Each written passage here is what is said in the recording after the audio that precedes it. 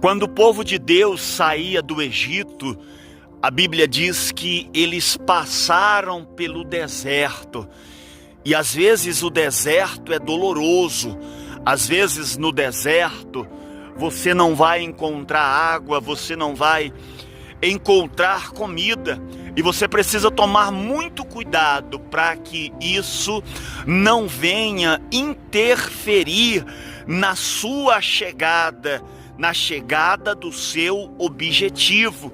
Deserto é lugar de dor, é lugar de sofrimento, mas você não pode deixar que isso venha te influenciar a ponto de você desistir do seu propósito.